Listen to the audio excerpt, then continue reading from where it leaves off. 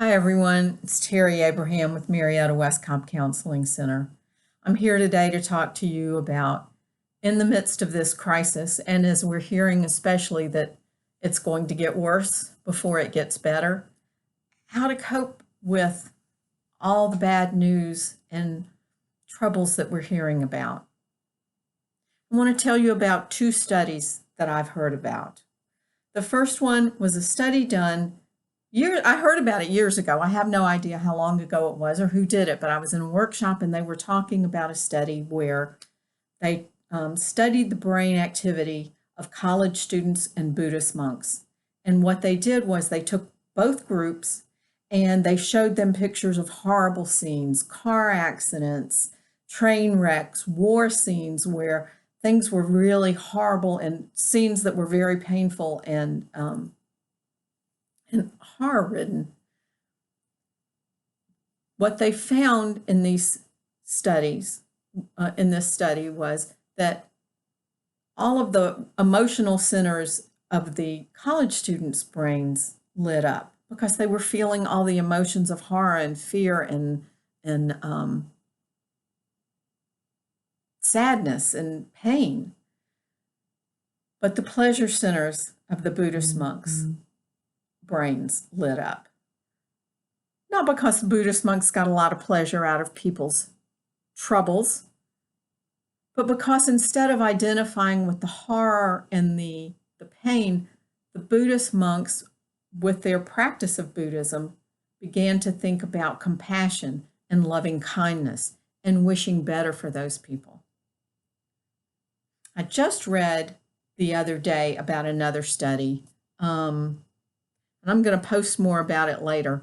It was from 2013, and it talked about sending positive messages and good thoughts to people, toned up the vagus nerve. Now, the vagus nerve is in your brain, and it helps to calm you down. It turns off the fight-flight reaction in our bodies. There are several things that I work with clients on about turning on the vagus nerve and helping you calm down. The first is slow, deep belly breathing. So I would urge you every time you start to hear bad news or start to feel distressed about something you're hearing or seeing about or thinking about, stop, put your hand on your belly, and take a deep breath and expand your belly. Push your hands out. Hold that breath for just a minute, just a quick moment, and let it go. Do that a few times, relaxing your shoulders, softening your tongue in your mouth as you exhale. The tongue is connected to the vagus nerve. I always encourage my clients to soften their tongue and soften their belly. It turns off the fight-flight reaction. The other thing that helps to tone the vagus nerve is to do what the Buddhists call something like a loving-kindness meditation. You can also use prayer for this. Think positive thoughts.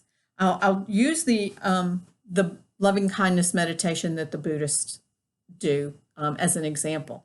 When you send thoughts to people, may you be happy. May you be free from suffering. May you be healthy.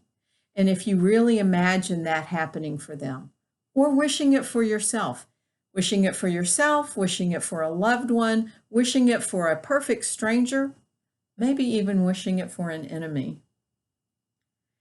What that does, they've found, is it tones your vagus nerve. First of all, it calms it in that moment. But when you are stressed later, you return to a more relaxed state faster than if you aren't thinking those good wishes. So let's try practicing that when we see things happening on television and we're hearing the news or we're hearing stories about friends and loved ones and their friends and loved ones who are going through some kind of financial or career or family crisis or a health crisis. Instead of thinking how awful it is and feeling awful with them, let's understand and have compassion for their pain. If it's your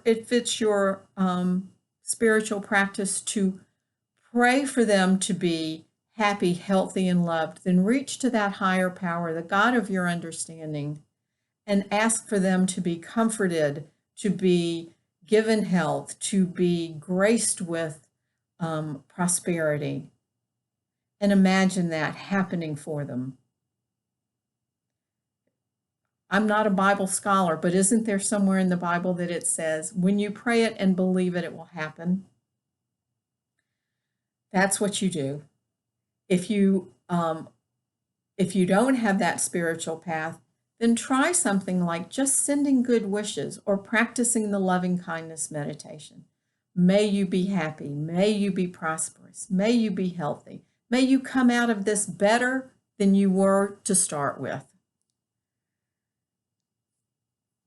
I wish everybody that's listening to this happiness, health, financial prosperity, ease of mind, loving relationships, easy times with your family through this quarantine.